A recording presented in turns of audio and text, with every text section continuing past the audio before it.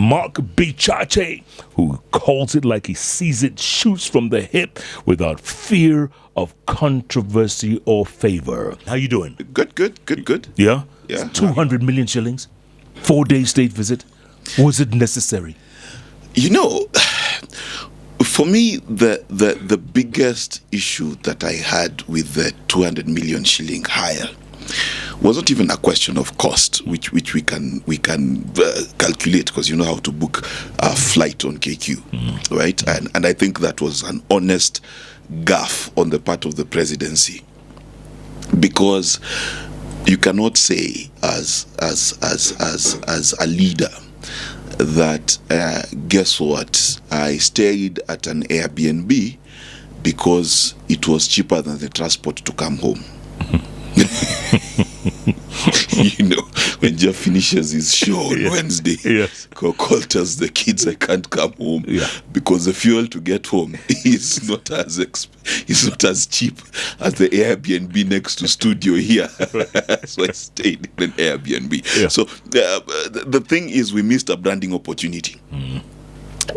Big time, because that flight direct from Nairobi to the United States of America, our flag, our national carrier on the runway, president being received, taking off in Atlanta, in wherever, would have been a big branding opportunity.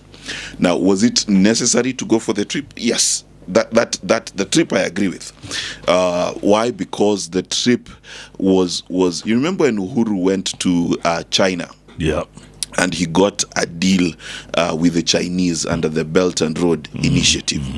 What many people don't know is that since then, and due to its actual big failure across the world, the Belt and Road Initiative was cut down by the Chinese. The branding was off. But did he get what he wanted out of the States? Yes, he did. And this is actually the first time where he scored big in any of his international trips. So for him, this is a lifeline in terms of his international, how do I put it, his international posture, diaspora jobs, getting investments and things like that. So it's a first time for him where he actually got to shine on the international stage. But on the flip side, how it was done and communicated is now what is the issue. And then, of course, that tweet on Sunday was ill-advised. What did you think of the trip, Fanya, Mambo, the 200 million shilling flight for a 4-day state visit? A very good morning. First and foremost, it's not even the question of the 200 million shillings at the cost of the flight. It is the president coming to tell us that this was a cheaper option than taking KQ.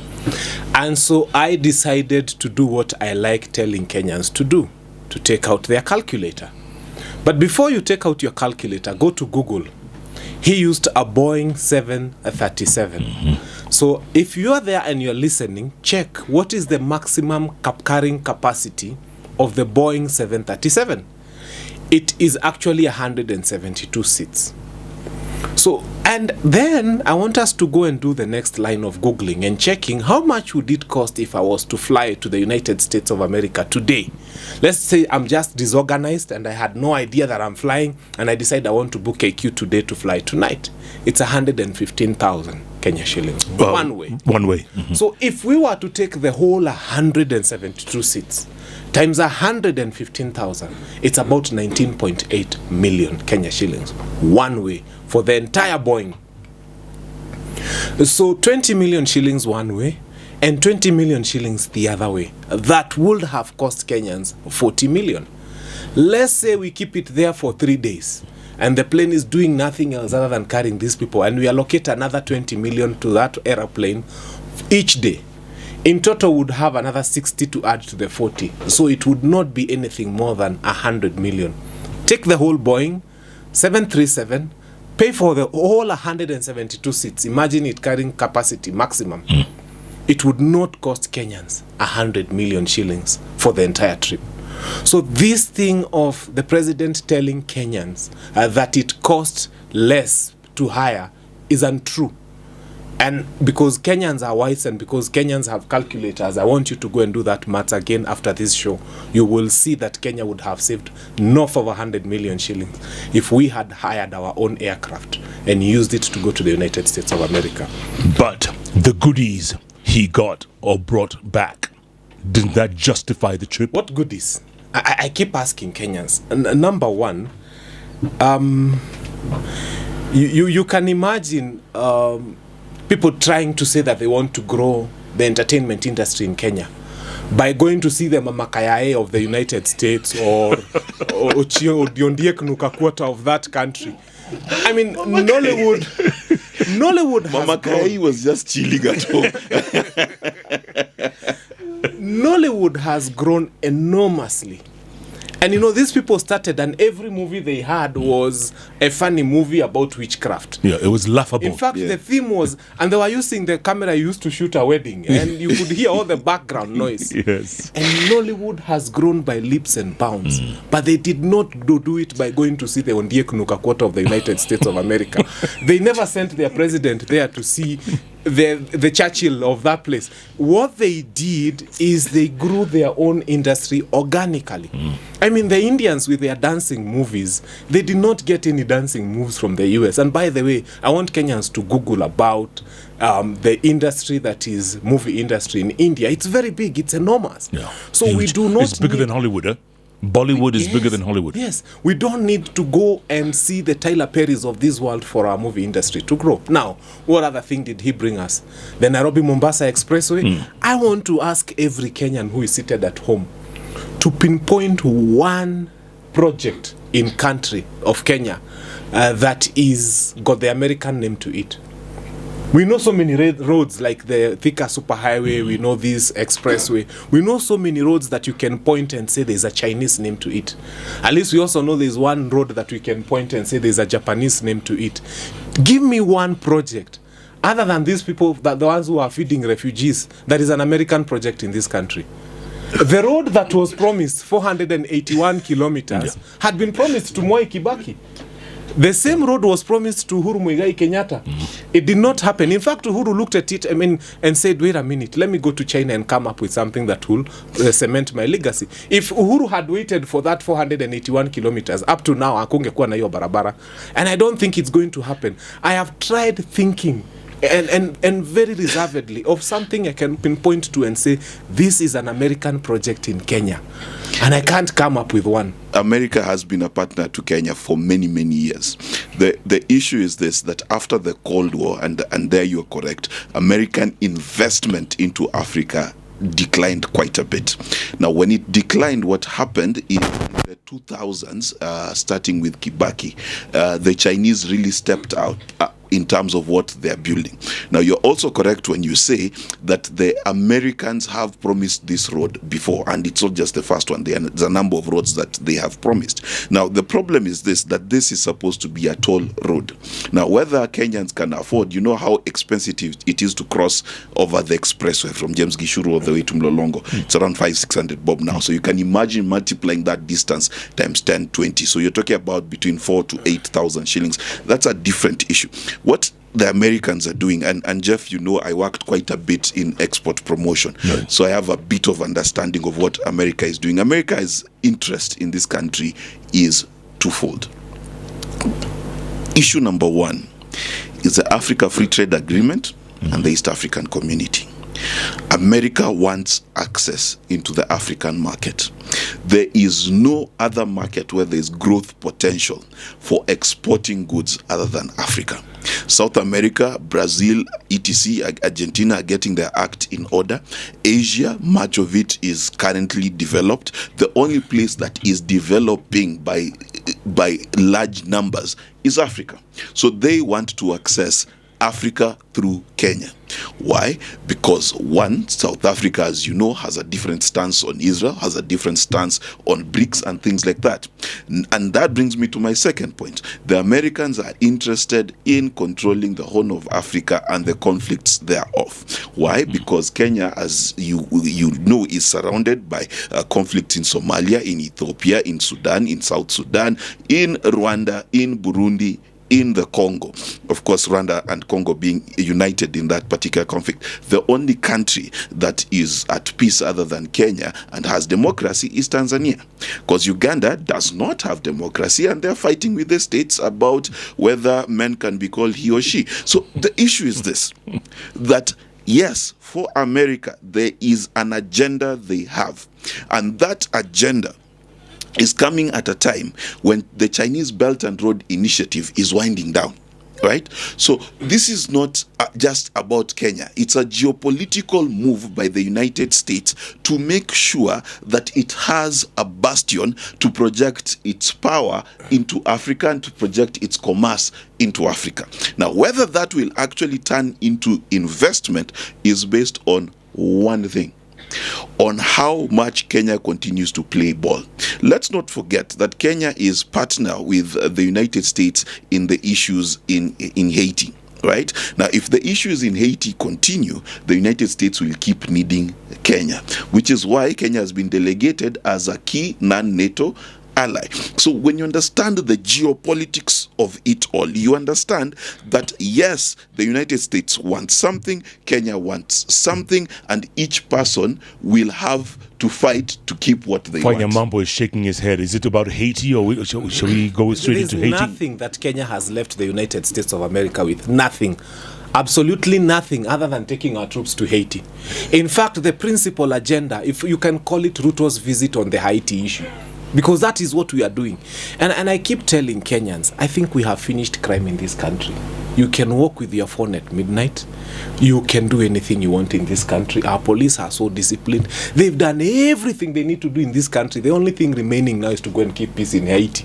I mean, I keep asking people, why? What is so important? Haiti is the size of, for those who do not know, Haiti is the size of Isiolo. It's about 25,000 kilometers, slightly smaller than Rwanda. And Haiti is so many thousands of kilometers away from us. 12,000 plus. What are we doing in Haiti? What are we interested in a country the size of Isiolo? What do we want to get from Isiolo? We don't speak the language? We don't speak the... And I keep asking, and I keep telling Kenyans, you know, Haiti, the way it looks like, and people don't understand, is like a person who's come to Nairobi for the first time, and you've been dropped at country bus. That's how our policemen are going to look like. And then you've been told, now from country bus, there are thieves on Moi Avenue. How do you even know where Moi Avenue is? Because before our police can even step foot onto Haiti, they are geologically challenged. They have no idea where to start and how to go about things. And then they can't even speak this language. So you've taken our policemen and put them in a place where they start first using Google Maps, and then you're probably asking the goon himself, where do we find this place? We've been told these hooligans are here. This thing is not going to work. We're just going to lose our men and women for nothing in that country. I think Kenya should have said no. Kenya should have said we have nothing to gain from Haiti. We have nothing to gain from sending our men and women there. After all, as it was asked to the president there are schools that have not opened in this country because of banditry. Yeah, so we need to first fix the problems that we have in this country before we go to Haiti. Since independence, Kenya has gone to many countries to keep peace. Yeah, but those... And we've also deployed police there. Mostly soldiers, not police. No, let me explain. When we went to Sierra Leone, a French-speaking country. No, Sierra Leone is English. I've been there. No, where did we go? When did I go? 90s. No, I'm saying, where did we go? We went to Liberia, Sierra Leone. Yes. Yugoslavia, yes. Croatia. Right. Croatia. All of those are not English speaking, right? So peacekeeping has nothing to do with language, first and foremost. Okay? It is not always about language. Number two, let's understand each other very well. I am not sitting here defending government. I'm stating facts. So let's start here. Number one, there is a system by which police are deployed. There is cooperation between the remaining forces in Haiti and the Kenyan forces. Okay? There is also a continued support system by multinational police to help in that particular issue. Number 3, Kenyan foreign policy states that we will continue and have always supported different people of different races and different cultures in terms of peacekeeping, which is what we are doing. Finally, let us remember that at no point when we deployed our soldiers either in Somalia or even recently in Congo has Kenya achieved total peace within its borders to help anyone else. If you say that the only time Kenya is going to help people is when we are satisfied, then none of us we should ever contribute at a Harambee, because I have never been at a point where I am so wealthy that I have excess to give. You give even despite your pain. And for me, Haiti is an African problem because those people have the same color skin as we do. And if we continue to wait for the French who messed them up for 200 years, or we wait for the Americans who took them up for another 40 years before they gave Papa Doc power, then we will be waiting for no reason. Africans need to stand for black people across the world. That is my stand. And to say that it's about people being dropped at country bus, no, that's not how it's being done. This is a professional deployment. What the president should have done, he should have gone back to parliament, created a law that allows for the police to go, and then make it happen. Because every other reason to say that we have not finished bandits in Kenya, so we cannot help Somalia. So should we pull our soldiers out of Somalia too, by that logic? We're already pulling them out, by the way. Yeah, we are, but is the logic because we finished banditry? Number one, our people to police ratio is too low. Our people to police ratio is too low. Let me ask as is our ratio with the army as well. No. In Somalia, we have a very different issue. We share a border with Somalia. We don't share a border with Congo. No, keeping peace between Kenya and Somalia is critical for us as a nation, because you see, it had gotten to a point by the time, you remember when Kenya was invading Somalia, it had gotten to a point where even tourists would be grabbed from the country and taken into Somalia. So it was in our interest to secure Somalia, to maintain peace in Somalia, and to make sure that Somalia becomes a republic, so that even the influx of refugees is reduced. Now, what interest we have in Haiti, to the point of especially taking our police force in a country that is under police, that's a problem. The Americans have always told people they are a superpower. They have always said they have a good army. They have always been showing us how they have a good police force. Why are they not taking their good ones there? We need to get to a point where we realize that this is not our problem, and we are not interested in it as Kenyans. Let me tell you, even that 300 million you're saying is not going to get to us anyway. And we don't even know how much those policemen will be paid for going there. As a country, it is not in our interest. And we have to get to let me tell you, when you see a point where Americans are praising an African president, they are not praising him because he's good. They are praising him because he's going to do what they want him to do. We have to get to a place where, as a country, we do what we want to do and what is good for us and what is important for us. And if you ask me, what is important for us right now is to make sure that that child in a bandit-stricken area is going back to class. But that is more critical for me than saying that those people are black. And let's be very, very clear. We had no interest as a country in Yugoslavia. In fact, our trade between Yugoslavia and Kenya is non-existent. I don't even know Jeff Koinange, who's flown everywhere. Have you ever been to Yugoslavia? Yes, I have, yeah. You see, he's among maybe the 1%. Dubrovnik. Yes, who've ever been there. But we stood by these people. There is something in this world that is known as a foreign doctrine that a country has. Kenya has always had the foreign doctrine of making sure that our troops, our police over time have been deployed to different areas. And that does not mean that Kenya does not have issues to solve. It does. But if we say we are going to wait until we solve all our problems to help our neighbors and our friends, that's not going to work. And let's remember the history of this country, all the way from Kenyatta 1 to Moi to Kibaki to Uhuru himself, has been a country where we have interjected, intervened, and injected our troops and our negotiation skills in various capacities. Bichachi, today you're not adding up. It's something. Like now. You're not convincing. Like now. You're not convincing. Like now, I've always said this. The fact that things have been done horribly in the past does not mean we need to do them now. Those presidents did horrible things, taking our troops to countries we never needed to go to. Let me explain this. This is the first time we needed a leader with brains, somebody to come and do something fresh. And what is fresh? We are training the British troops in this country. What was so wrong in getting 5,000 Haiti young men to come into this country? They pour all that money here. We train them in our army bases and in our AP camps to go and deal with their own problems. They understand their own problems better. It takes about 6 to 9 months to train a policeman. This whole period we've been making noise. And by the way, I've always said, if those young Haiti men come around here, you know, we've had complaints here and there that sometimes our girls get pregnant for some army guys who've come to train here. So once in a while, we'll get a small Haiti child born in this country. That's fine. That's okay. But let's bring in 5,000 young people here. You can imagine them eating in this country, Yes. feeding in this country, moving around, going to the discotheques and so on and so forth.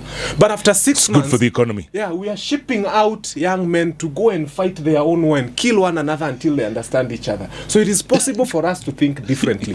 Those people who took our troops to Yugoslavia, that is the limitations of their brains. They were limited to that extent. We are not limited. We have to start thinking differently, and we have to start saying, bring in your young men. They're being born every day. We will train from you. In fact, the American give us money. Our NYS here was already suing police uniform. We'll start suing police uniform for Haiti here. We'll create very many jobs. We'll start making for them rucksack bags for them to go and fight in their country. If you understand how the gold rush happened, the people who made money from the gold rush were not the men and women who went to dig for the gold. It is a man who opened a shop and sat somewhere. And he was waiting for you when you're going to dig. He sells you the mattock, he sells you the hammer, and the pair of jeans, because jeans was said to be tough enough for the mines. So this is where we need to get to. Kenya needs to become the country that makes money from the Haiti rush. And they need to bring their young men here. We will sew uniform for them at our NYS factories. We will give opportunities to our young people. And then once they are equipped, let them go and fight their own war. When they die, we train fresh ones. By the My way, thinking is, let's bring them here, train them here, Yeah. equip them here to go and deal with their problem. is the truthful man under siege? Is he under siege? The Truthful Man's campaign was premised on nothing else, and it's on record, other than saying that Uhuru Muigai Kenyatta is a bad man. And I pity Sabina Chege and Kanini Kega, who followed the Truthful Man to leave Uhuru Kenyatta. Now the Truthful Man is looking for Uhuru Kenyatta. Now I don't know whether they are going also to follow him back to him. That's why I have not heard Sabina Chege speak. How are you? Mulichukua Jubilee yetu. And I have not heard Kanini Kega speak. Because the man they followed and left another man is going to the man they left, and they don't know what to do about it. So all I would say is, sometimes when we campaign as a country, the Truthful Man's story is a learning experience for everybody. Let us campaign on issues and not on hatred. Because eventually sometimes you want to go back to the man you besmirched and said he was a bad man. I mean, I was looking yesterday at some of the clips of some of the things he said during campaigns, and I can't even believe it's him saying that he needs to look for Uhuru Muigai Kenyatta. So Mount Kenya is waking up, and I can tell you, and then the problem is he was thinking he's going to unite the country behind himself and take it to William Ruto. But the country is telling him, if you want us to unite behind you, you have to run for president. We are only uniting behind a man who's going to run for president in 2027. And now he has a dilemma. So I'm happy to see how things are unfolding. And I can tell you, what you see on media is just an eighth of what is actually happening. Things are really difficult for him. Kwa ground, vitu Ni moto. Mark? Rigathi Gachagua was lifted to the second highest position in the land, but he had no foundation. The kingpin for Mount Kenya in 2022 was William Samoei Ruto. Mount Kenya voted for Ruto. Overwhelmingly. Now, Rigathi Gachagua, with all his truth, finds himself as a pushover. He can be skipped and he will not be missed. He can fail to pick the president at the airport.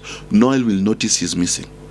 His ability to occupy the office of the deputy president with dignity has also failed him. He has been unable to rise to the occasion. When he was given an opportunity to speak to this country and to speak peaceably to us and make peace, he told some of us that we are not shareholders. Yep. Now, as he said, others are not shareholders. He then realized that there's a constituency that is with William Ruto in the mountain, and there's a constituency that is with Uhuru Kenyatta, and there's a constituency of two people, Sabina Chege and Kanini Kega, who are potentially with him. So he has no base. What he is looking for is he's looking for an opportunity to tell William Ruto in 2026 and 2027 to say, if you don't allow me to be DP again, I will go with these people.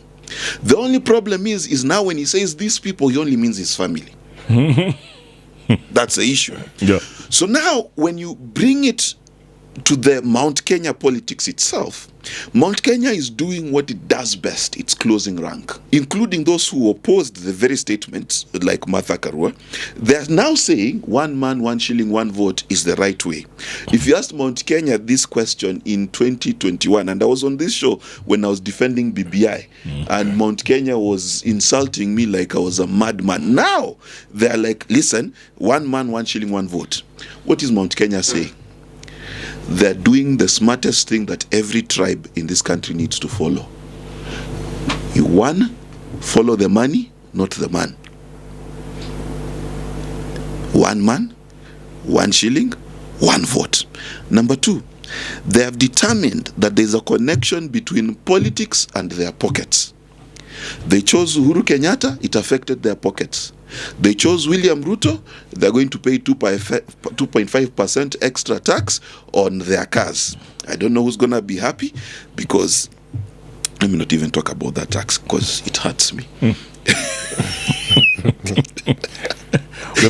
It hurts. Boss, I paid tax when I got the car.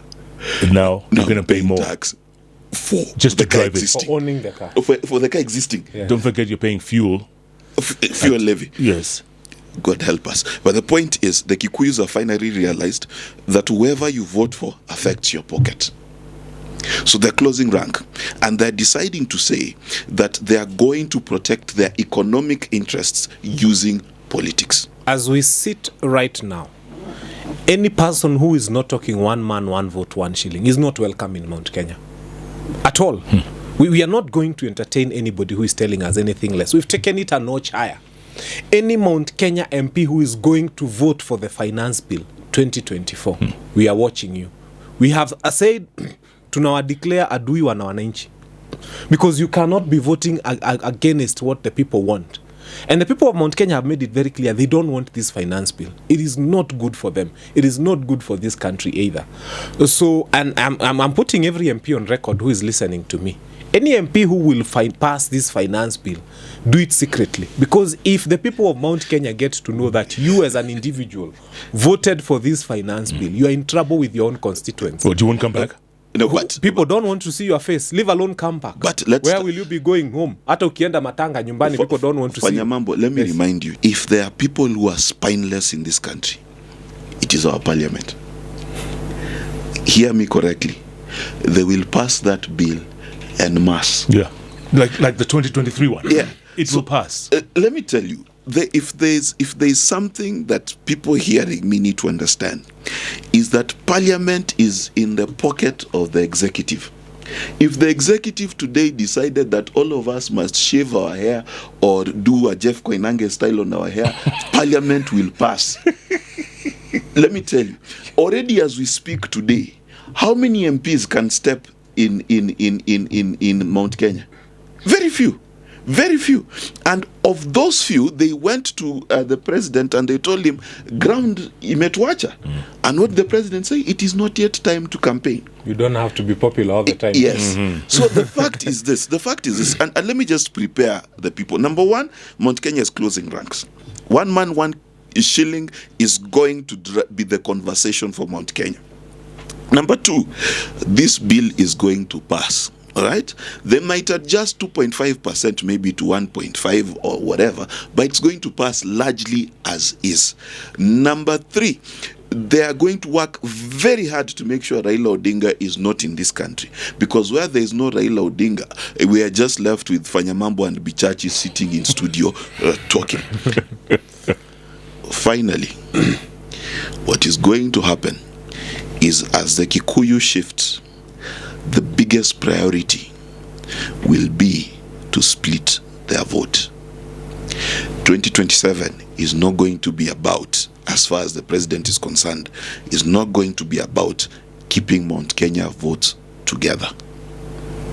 There'll be a concerted effort to make sure that between Fanya, Mambo and Kinuthia, they vote differently. The mountain is coming to terms with itself, and I must say we are happy with where we are. People made a mistake and they're accepting, and those who don't want to accept, they are not accepting they made the mistake, they are saying tulidanganywa.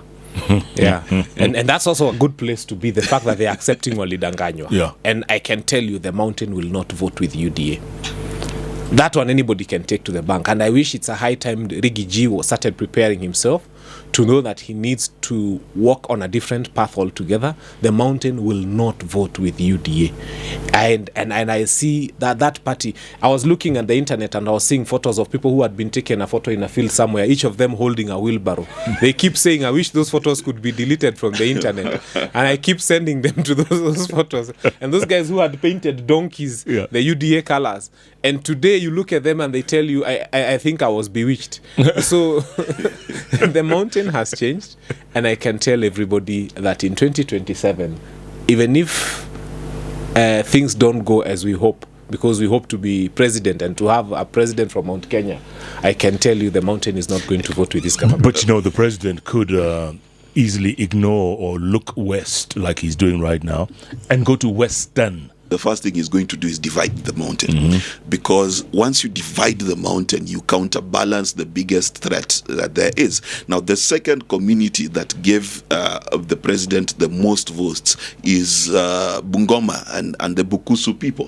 He is simply looking to adjust that number towards Nyanza, so towards Kakamega, Vihiga, and Nyanza itself. If you look at how many resources are being dedicated to Nyanza, dedicated to Western Kenya. The game here is quite clear. Number one, disillusion the Kikuyu, confuse them. Because I can assure you, in as much as the Mount Kenya will want one person to vote for, they will not get one. They will have two or three. That will split the vote. And when that vote is split, Western becomes key and critical. So that is what is happening. And if you look at how close Mudavadi is and how far Rigathi is, you can tell. Now, you need to understand that the math is very simple. It does not need to go too far. Ruto won by 200,000 votes. Total. Okay? 8 million people didn't vote. Yeah.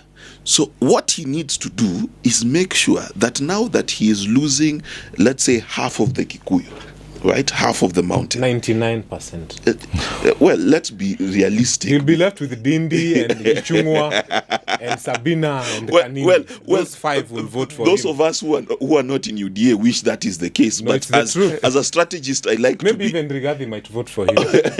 No, I like to be pragmatic. So let's say he loses 50%, right? Let's say 50% of Mount Kenya did not vote. Let's start there. So if he loses 50%, you're saying he's lost another 25%. So he's left with 25%. Whichever the math you want to make. At the end of the day, if he can make inroads into Western and into Nyanza, if that's what I'm saying, because he's not done it. If he's able to do that, then you will see him being able to have a go at the presidency. Also remember, on the other side of Azimio opposition, I'm not sure that Azimio will exist after this, let's remember that there is no candidate. Right? They do not have this juggernaut of a person that is already trailblazing, right? I'll be there by that time.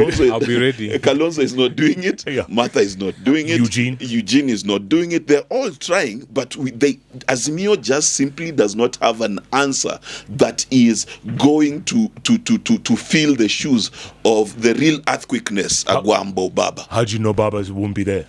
Let me tell you. Baba will be there. Baba won't. As long as he's alive, he'll be there. Baba won't be there. Trust you. Baba want to be there. Gentlemen, on that note, let's keep it there. Great conversation as always. Fanya Mambo, Mark Bichachi.